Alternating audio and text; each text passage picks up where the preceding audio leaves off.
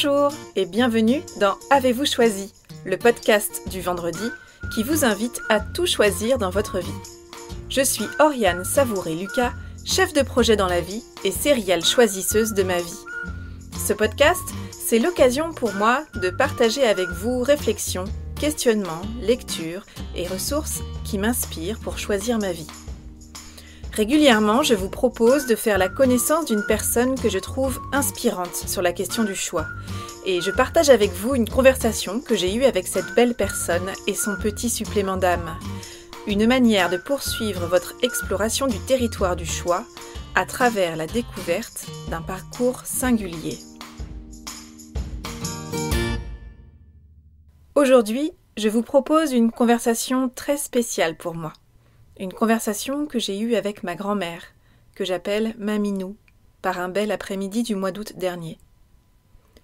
Dès que j'ai eu l'idée de ce podcast, j'ai eu envie d'avoir une conversation avec ma grand-mère sur la question des choix qui composent une vie, ainsi que sur le regard qu'on peut porter sur les choix qu'on a faits quand on arrive au terme de son chemin sur Terre.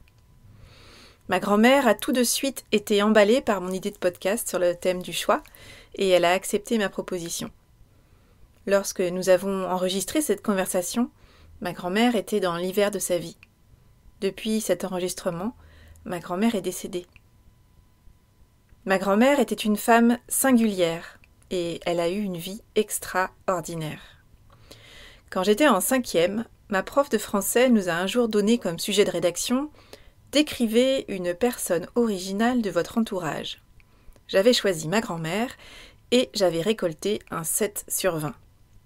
La tôle, pour la bonne élève que j'étais. Plus que la note, c'est le commentaire de la prof qui m'avait heurté et que j'ai gardé en mémoire.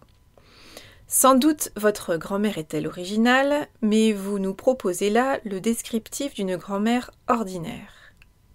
Je m'en voulais de n'avoir de toute évidence pas su choisir les bons mots ni les bonnes anecdotes pour donner à lire toute l'originalité de ma grand-mère extraordinaire. Aujourd'hui, je choisis de retenter l'exercice avec quelques années de plus, aucun enjeu pour ma moyenne du trimestre et avec tout l'amour que je porte à ma grand-mère, aujourd'hui disparue. De ma grand-mère, je garde l'image d'une femme qui a choisi et entrepris sa vie. Elle a tracé son chemin à partir des ingrédients que la vie lui avait donnés.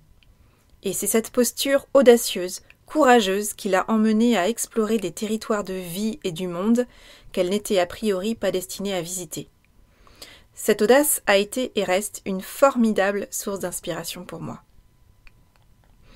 Avec ma grand-mère, on parlait de sujets très variés et de la vie en général. Ma grand-mère, c'était une femme de son temps et surtout pas une nostalgique de ce que certains appelleraient un âge d'or. Elle avait en horreur les discours qui disent combien c'était mieux avant. Ma grand-mère trouvait que nous vivions une époque formidable, qui nous offre de belles conditions de vie en termes de confort, de qualité de vie, de technologie, ou encore d'ouverture sur le monde, la culture et les arts. Ma grand-mère, elle est née en 1930, dans un milieu pauvre, et j'ai toujours gardé à l'esprit qu'elle avait vécu une enfance marquée par la Deuxième Guerre mondiale, où tout manquait. L'amour des êtres chers, éloignés par la guerre, tout comme les biens de toute première nécessité. La génération qui est née et a grandi dans les années 30 a construit ses fondations d'être humain comme elle a pu, cas un cas, au milieu d'un monde de chaos, de peur et de manque. Autant dire à 1000 lieues de l'enfance que ma génération a eu la chance de vivre à quelques décennies d'écart. Et ça, je ne l'oublie pas, et c'est notamment grâce à ma grand-mère. En tant que femme, ma grand-mère a fait partie de cette génération qui a connu une accélération de l'amélioration de la qualité de vie au quotidien. Elle trouvait d'ailleurs formidable toutes ces machines qui facilitent le quotidien. Et également une réelle amélioration des droits des femmes en l'espace de quelques décennies. Nous parlions aussi de cela avec ma grand-mère et de l'importance de veiller à nos droits de femmes. Ma grand-mère a été une avant-gardiste à plus d'un titre, ainsi qu'une éternelle étudiante. Elle a choisi d'apprendre à nager à 60 ans passés. Elle a choisi d'apprendre le yoga, la peinture, la danse contemporaine, les percussions, la calligraphie. Bref, c'était une femme à la curiosité insatiable et inspirante. Ma grand-mère a toujours réservé une place de choix au livre, qui donne accès au savoir. Le seul bagage qu'on ne te volera jamais, comme elle aimait à le répéter. Cette place de choix réservée au livre, elle l'a d'abord réservée à travers la lecture, puis à travers l'écriture. Écrire, être publié, recevoir des prix littéraires, être reçu dans des émissions radio comme Radioscopie de Jacques Chancel et des émissions télé, rencontrer Jacques Chirac, alors ministre de l'Agriculture, ou encore un certain Jean d'Ormesson, alors rédacteur en chef du Figaro, qui lui offrira un porte-monnaie que j'ai reçu en cadeau depuis, et même une rencontre au château de Versailles avec le président des États-Unis de l'époque. Dans cet épisode, je parle avec ma grand-mère de l'importance des livres, de la manière de faire des choix à partir des conditions de vie qui nous sont données. On parle aussi de l'importance de choisir ce qui est important dans sa vie et d'y consacrer son temps et son énergie. On parle du temps qui passe, des regrets, des envies, de la vie quoi. Et c'est avec une émotion toute particulière que je vous laisse à l'écoute de cette conversation. Bonjour Maminou. Bonjour Oriane. Je te remercie beaucoup d'avoir accepté mon invitation dans Avez-vous choisi ? Parce que je souhaitais qu'on puisse échanger ensemble sur cette thématique qui est au cœur d'Avez-vous choisi ? Donc le choix, faire des choix en conscience. J'ai souhaité échanger avec toi parce que tu es à mon sens une femme qui a su choisir sa vie à partir des ingrédients que la vie mettait à ta disposition. Donc un grand merci à toi d'avoir accepté cette invitation. Mais je t'en prie ma chérie, c'est plaisir. Donc tu t'appelles Thérèse Joly, tu es née en novembre 1930 dans la plaine vendéenne. Tes parents étaient donc domestiques au château du village dans lequel vous résidiez. En fait, quand je suis née, ils ne l'étaient pas encore. Ils venaient de se marier et ma maman est issue d'une famille bourgeoise paysanne. Et ma maman épousait un des domestiques. En étant née en 1930, tu as connu la Deuxième Guerre mondiale, avec ton papa qui était prisonnier de guerre.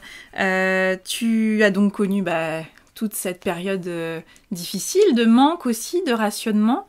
Et puis tu t'es mariée à l'âge de 17 ans avec papy, qui est décédé il y a 2 ans. Et aujourd'hui, c'est votre 70e anniversaire de mariage. Tout à fait, exactement. Tout ça pile. n'a pas été choisi, mais ça tombe. Le hasard n'existe pas. Voilà, le hasard en tout cas. J'avais 17 ans et Jean 22 ans. Et donc, vous avez eu 5 enfants. Et vous avez d'abord eu une vie, une première vie, on va dire, en tant qu'ouvrier agricole, on dirait ça comme ça maintenant, en Vendée. À l'époque, on employait le mot de métayer, Métayer. qui n'a plus cours aujourd'hui. Nous avons été 18 ans en Vendée. Et donc à partir de ce moment-là, 18 ans passés, vous avez décidé de partir pour le centre-Bretagne. En fait, c'est la vie qui nous a forcés, parce que le troupeau s'est vendu. La plaine vendéenne avait évolué avec ses tracteurs, les buissons étaient arrachés, les chemins creux n'existaient plus, le mouton de société n'y avait plus sa place. Parce que Papinou était donc berger, et vous vous êtes dit, voilà, maintenant il faut avancer, et pour avancer, ça s'est matérialisé par un déménagement vers le centre-Bretagne. D'abord Papinou, puis toute la famille est arrivée fin des années 60, début des années 70. Jean s'est installé en novembre 1966, et je l'ai rejoint avec les enfants l'été suivant. Et donc ça a été le début aussi d'une nouvelle vie, bien sûr, déjà de par le déménagement, le changement de région, ce qui à l'époque était quand même assez innovant. Très important, oui, très innovant. J'ai eu le sentiment d'aller dans un pays étranger, ce qui était exact au fond, car le breton à Trémargat, parlait le breton. Et ils avaient l'art et la manière, la grande politesse de s'adresser à nous en français. Et donc, au bout de quelques années, vous avez fait le choix de créer la première table d'hôtes et chambre d'hôtes de Bretagne. Donc finalement, moi je trouve que quelque part dans ton chemin de vie, il y a toujours eu ce côté quand même assez avant-gardiste, précurseur, puisque on l'a évoqué il y a quelques jours, où tu as été la deuxième femme en Vendée à passer ton permis de conduire, par exemple. Vous avez créé avec Papinou la première table et chambre d'hôtes de Bretagne. En Bretagne. Tu as été une étudiante perpétuelle, puisque Oui. tu as appris le Si on yoga, tu as appris à nager à 60 ans, pas passé, tu as appris les percussions à 70 ans, tu as fait de la danse contemporaine à partir de 65 ans, Oui. et tu as toujours aimé ça, apprendre de nouvelles choses, ne pas rester sur tes acquis. Oh non, surtout pas. Et les livres, comme tu l'as dit, ont toujours eu une place de choix dans ta vie, justement, que ce soit ceux que tu as lus, et puis il y a eu les livres que tu as écrits, puisque tu as écrit, si je ne me trompe pas, 6 livres qui ont été publiés. Quel rôle tu dirais qu'ont joué les livres dans ta vie et dans les choix que tu as faits dans ta vie? Mais ils étaient j'allais dire mon Dieu, mais ce serait exagéré, mais ma figure de proue, ils me guidaient. Il y avait un des fils du château qui venait me chercher, qui me prêtait des livres. Ce qui fait que, en même temps que la Deuxième Guerre mondiale, j'avais lu pratiquement tout Jules Verne. Alors, dans les années 30, 1940, c'était très rare.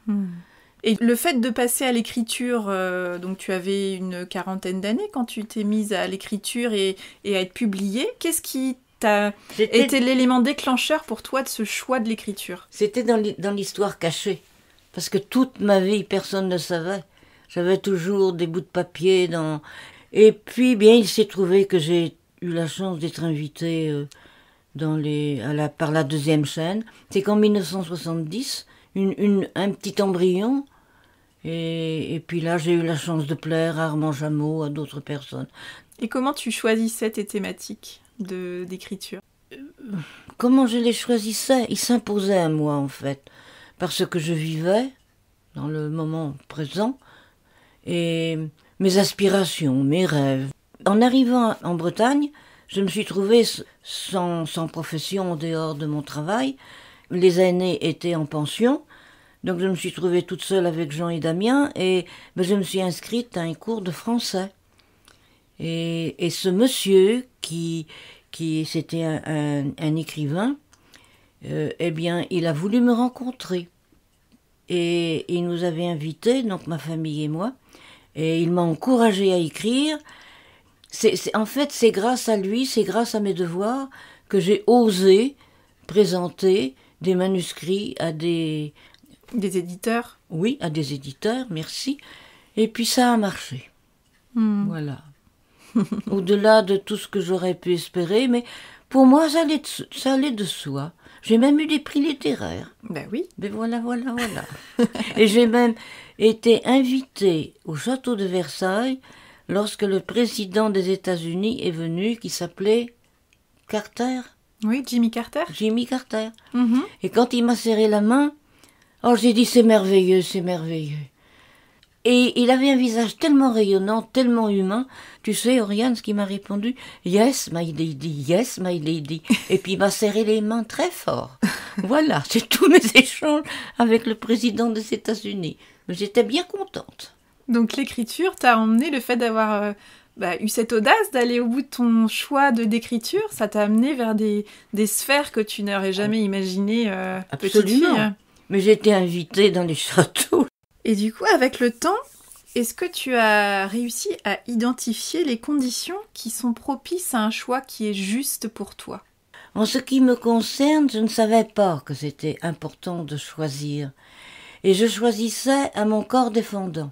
Pas forcément toujours pour me complaire, pour me plaire à moi. C'était surtout pour...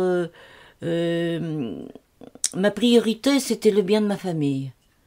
Et par exemple, quand s'est présenté ce départ, cette éventualité de partir de la Vendée pour changer nos habitudes, notre voisinage, pour venir en Bretagne, ça faisait quand même un chemin. Puis en 2 chevaux, j'aime mieux vous dire que c'était long. Donc, moi personnellement, quand j'ai choisi, je ne savais pas que je choisissais. J'allais vers ce qui était le mieux pour ma famille. Mais j'ai choisi quand même de venir en Bretagne.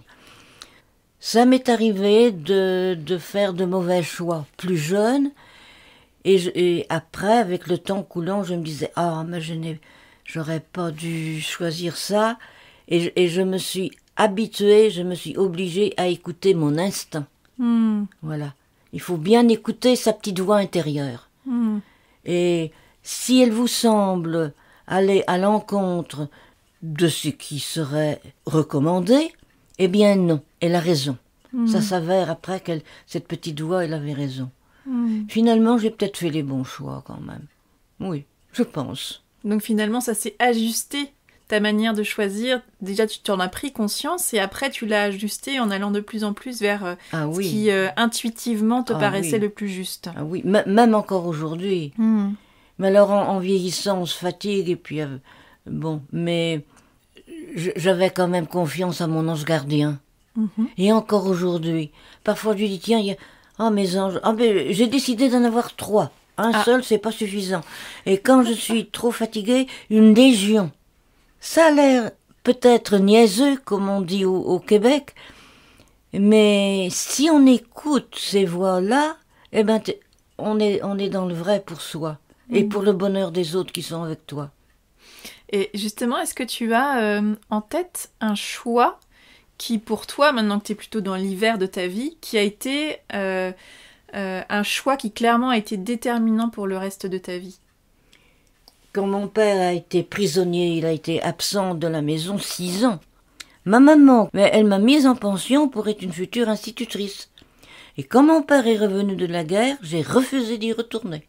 Et là, c'était un choix. Et mes parents m'ont supplié, mon père a pleuré. Il a dit, mais ma petite fille, tu pourrais faire des études. Moi qui aurais tant voulu en faire et qui n'ai jamais pu. Eh ben j'ai tenu bon, j'ai pas voulu retourner. Mais tant pis, j'ai consolé. Et puis je me suis mariée avec Jean Joly, il adorait Jean Joly, il adorait son gendre, et je lui ai donné des beaux petits-enfants, donc Saint-Joseph a été oublié. Qu'est-ce que tu as envie de mettre au cœur de ta vie pour le temps qu'il te reste à vivre? L'amour des autres, l'amour de ceux que je côtoie, l'amour de mes enfants, l'amour de mes petits-enfants. Et tu parlais des envies d'écriture que tu avais encore. Ah oui. Si tu pouvais résumer le message que tu aimerais porter dans ce livre, si tu pouvais encore l'écrire, ce serait quoi? De ne pas s'attarder aux travaux pratiques du ménage, des casseroles bien récurées, du linge bien repassé. Parce que c'est ce que j'ai trop fait dans ma vie, ajouter au reste. C'est pas pour autant que je négligeais, mais je me souviens en Vendée, où Jean partait, quand il faisait, puisque nous sommes au cœur de l'été, vers 16 heures. Et on allait le conduire un petit bout de chemin avec les moutons, il y avait les chiens, les enfants étaient heureux. Mais moi, il fallait que j'avais du repassage, j'avais de la lessive à la main, il y avait pas les lave-linges, ni les lave-vaisselle, ni les lave rien du tout, il fallait tout faire à la main. Alors on revenait. Eh bien, laissez donc ça un petit peu de côté. C'est vrai qu'aujourd'hui, il y a les machines quand même, qui adoucissent bien la vie. Alors profitez donc de tous ces robots ménagers, de tous ces robots divers et variés, et puis profitez de votre famille. Chantez avec eux, jouez avec eux. C'est mon regret de n'avoir pas assez... Je me souviens d'une fois où j'avais joué au ballon avec eux, j'étais contente, tout le monde était content. Je l'ai fait une fois. Il m'est arrivé parfois, alors sur un autre plan, qui n'était pas forcément du bonheur, mais quand j'étais à Paris, d'avoir été invitée par Jean d'Ormesson, par exemple, et puis d'autres, bref, eh ben, j'étais pas plus contente que ça. Je suis quand même tordue. J'étais jamais contente de ce que j'avais dit. Je me disais que j'aurais dû dire ceci, que j'aurais dû dire cela. Alors, oh non, le bonheur, il est maintenant, ici et maintenant. Quel conseil tu donnerais aujourd'hui à la jeune Thérèse de 16 ans, par exemple, pour mener sa vie avec conscience? Avec ce que je sais aujourd'hui. Oui. Ouh là là, ça c'est un vaste... Oh là là, mais alors je serais un génie à ce moment-là, parce que personne à 16 ans n'a Mais l'expérience d'une femme de s'il y avait 87. un conseil que tu voulais extraire ou une expérience de vie, un choix que tu as fait où tu te dis là, c'est quelque chose qu'il faut garder, qui est précieux et qui doit, dans la mesure du possible, guider ma vie. Eh bien, de suivre le chemin de son cœur. Si t'as pas envie de continuer des études, continue pas tes études. Tu apprendras autrement. Parce que je me suis rendu compte, finalement, pour expliquer ma réponse, que pendant 15 ans, j'ai donc reçu... Jean et moi n'avons jamais appelé nos clients des clients, nous les appelions nos invités. Je me suis rendu compte que je pouvais discuter avec des agrégés, avec des universitaires, avec des savants. Je savais pas grand-chose, mais je les écoutais et je pouvais répondre. Et j'ai entendu à plusieurs reprises, j'avais un gros rideau épais qui séparait la salle à manger de la salle d'où je sortais avec mon plateau. Et à plusieurs reprises, j'attendais un petit peu que la conversation de mes invités soit terminée pour entrer en salle, parce qu'ils parlaient de Thérèse Joly, donc, ils parlaient de moi, en disant « Oh, ben, elle est trop modeste, elle dit qu'elle est sortie, je sais même plus l'âge que j'avais quand je suis sortie de Saint-Joseph, mais, oh, mais, elle est licenciée, cette personne, mais oui, enfin, ça coule de source. » Ça, c'était des conversations que j'entendais régulièrement. Eh ben, je savais pas de quel côté tourner ma tête, moi, parce que seulement j'avais lu. Et j'avais lu pas n'importe quoi. J'avais toujours suivi... j'avais toujours trouvé le bon livre sous la main. Et même ça va très loin, j'aurais plein d'anecdotes à raconter, que sur le marché de Rostrenin, à un moment donné, il y avait une dame qui vendait des livres d'occasion, elle en vendait 5, elle les vendait au poids, elle s'occupait pas de ce que c'était, et que je trouvais René Daumal, par exemple. Mais je l'ai acheté à cette dame, peut-être 20 centimes, je ne sais plus, avec d'autres livres. Mais ça a été une révélation. Et moi, la bouche en cœur, lors d'une de mes interviews, j'ai parlé de René Daumal comme si j'allais l'apprendre au monsieur qui m'interviewait. Mais il en connaissait bien plus long que moi sur René Daumal, mais nous avons pu échanger. J'avais lu René Daumal acheté sur le marché de Rostrenin en vrac, comme livre de rebut. Et je l'ai toujours.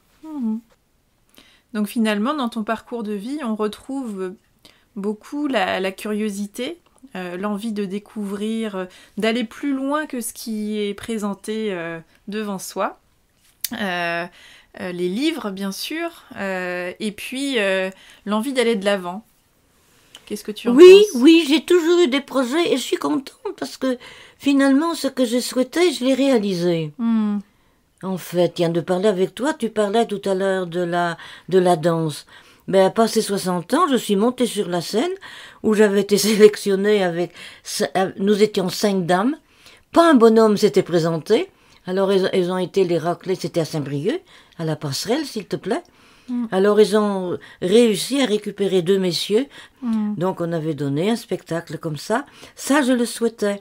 Je souhaitais publier des livres, je voulais avoir des enfants. Quels sont les rêves qui te restent que tu n'as pas encore réalisés ? Je sais pas. Je crois bien que je les ai tous réalisés. C'est beau, ça. Oui, finalement. Ça, c'est une vie réussie, non ? Alors, mon rêve, c'était...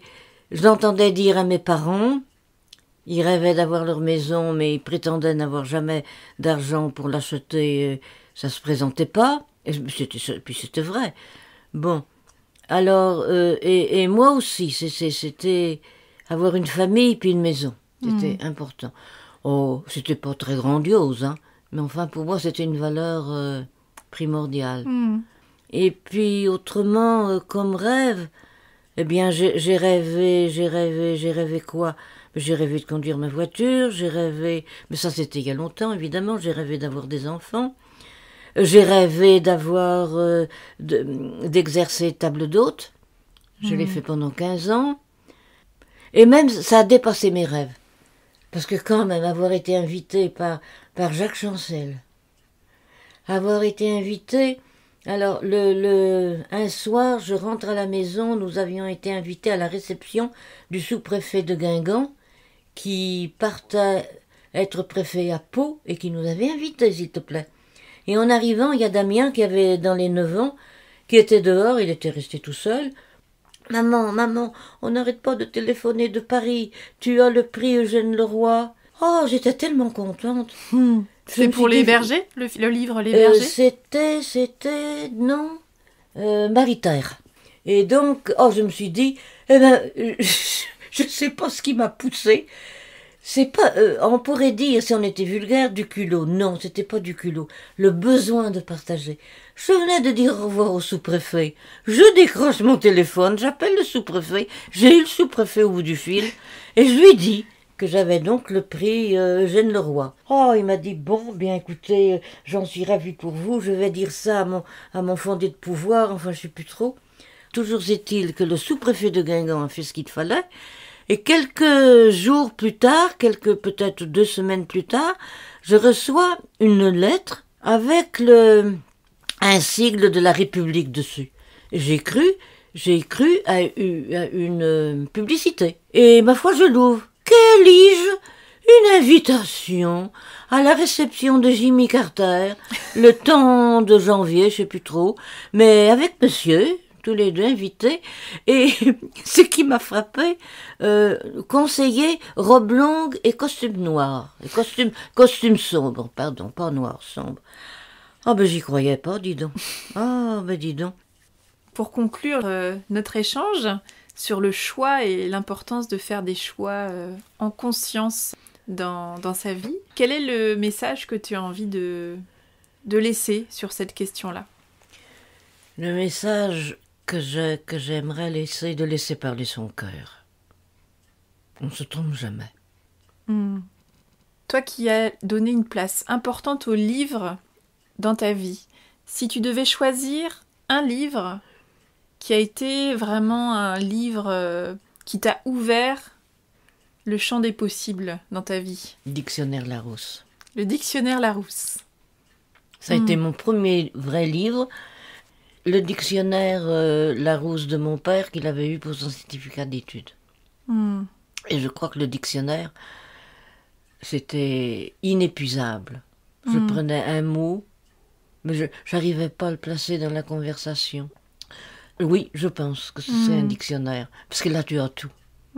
Tu as toutes les perspectives ouvertes. Tout le champ des possibles ouvert. Ah oui. Merci beaucoup. T'es gentille, t'es un amour, ma petite fille. Et t'arrives à faire quelque chose avec ça.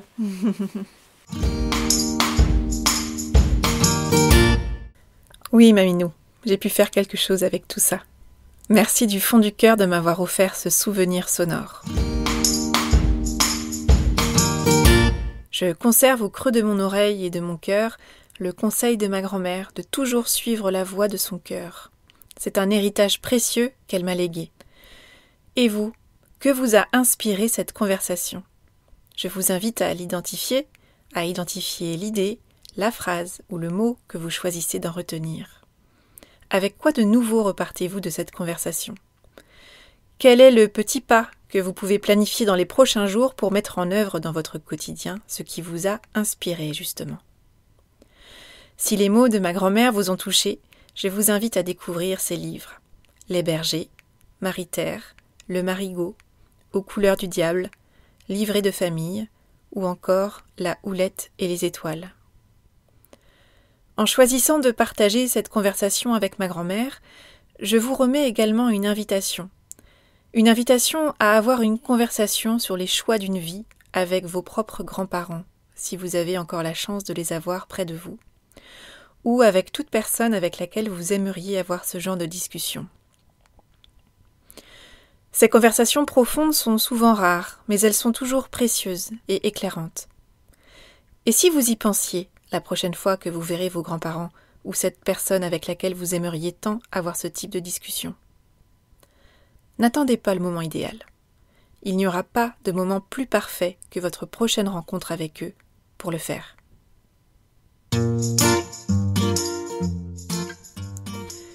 Voilà, c'est tout pour aujourd'hui. Vous retrouverez cet épisode sur le site www.oriansavoureluca.com. Si vous aimez ce podcast, je vous invite à le partager auprès de celles et ceux qui vous sont chers et que l'idée de tout choisir dans leur vie pourrait réjouir. Merci également de laisser votre avis enthousiaste sur la page Facebook, le site ou encore une constellation de 5 étoiles sur iTunes. Vous contribuerez ainsi à soutenir ce projet de façon bienveillante et efficace. Je vous souhaite une belle semaine et je vous donne rendez-vous vendredi prochain pour le dernier épisode de l'année 2018. Et d'ici là, et si vous choisissiez tout ?